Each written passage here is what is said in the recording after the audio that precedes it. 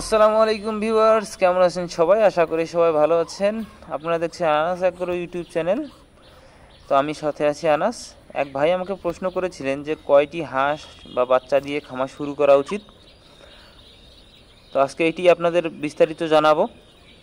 আসলে আমি যে কয়টি হাঁস দিয়ে শুরু করেছিলাম, কি রেজাল্ট পেলাম, এটি যদি আপনারা সম্পূর্ণ জানেন তাহলে আশা করি আপনাদের এই ব্যাপারটা ক্লিয়ার হয়ে যাবে যে আপনাদের কয়টি দিয়ে শুরু করা উচিত।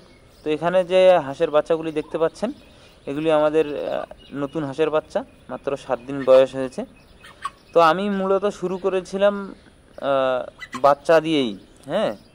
বাচ্চা দিয়ে শুরু করেছিলাম। 10-12টি বাচ্চা আমার ছিল মোট, তার মধ্যে 2টি মেল হয় এবং 10টি ফিমেল হয়। তো এগুলি আমি মোটামুটি 8 মাস পরে ডিম দিয়েছে, 7-8 মাস পরে।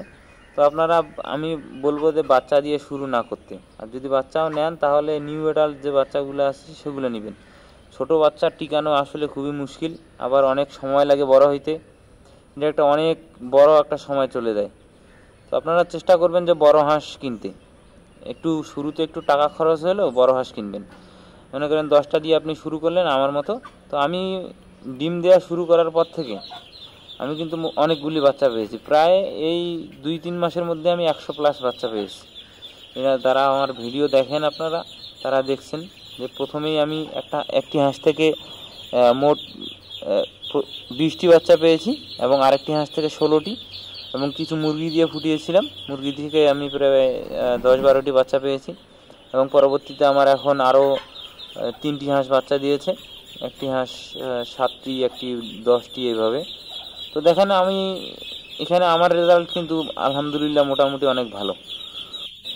তো ভিউয়ার্স, আমি যে কয়টি দিয়ে শুরু করেছিলাম আপনারাও এটি ফলো করতে পারেন। 10টি হাঁস এবং 2টি মেল হাঁস। নিউ অ্যাডাল্ট নেবেন অবশ্যই, তাহলে 3 থেকে 4 মাসের মধ্যে আপনারা বাচ্চা পেয়ে যাবেন। ডিম নিয়ে বসে যাবে হাঁস, এতে দ্রুত লাভবান হবেন। আর বাচ্চা কিনতে গেলে হয়তো একটু টাকাটা আপনার খরচ কম হবে, কিন্তু দেখা গেল যে একটা লং টাইম আপনার চলে যাবে, এবং বাচ্চার পরিচর্যা শুরুতে আপনাদের বুঝতেও কষ্ট হবে। তো আমি এটাই বলবো যে আপনারা নিউ অ্যাডাল্ট হাঁস কিনেন এবং ভ্যাকসিনেশন সঠিক মতো করে তারপরে শুরু করেন। তো এখানে দেখুন, ওরা কিন্তু ঘাস খায়। ঘাস খাওয়ার কারণে এদের খাদ্য খরচটা অনেক কম লাগে। দেশি হাঁসের তুলনায় যদি তুলনা করি, তাহলে দেশি হাঁসের থেকে একটি দেশি হাঁস যা খায়, 2টি চীনা হাঁস তার থেকে কম খায়। এটি আমার পার্সোনাল এক্সপিরিয়েন্স থেকে আমি বলতেছি। তো আপনারা অবশ্যই চীনা হাঁস পালন করবেন। এটির বাচ্চাও অনেক দাম পাওয়া যায়, ডিমও ভালো দেয় দেশি হাঁসের তুলনায়। তো ডিমের থেকে বাচ্চাই বেশি লাভবান হওয়া যায়। বাচ্চা আপনারা উৎপাদন করবেন হাঁস থেকেই। তো ভিউয়ার্স, আজকে এ পর্যন্তই, এতটুকুই আপনাদের জানানোর ছিল। ভিডিওটি ভালো লাগলে অবশ্যই লাইক, কমেন্ট, সাবস্ক্রাইব করবেন। তো আজকে এই পর্যন্তই। আল্লাহ হাফেজ।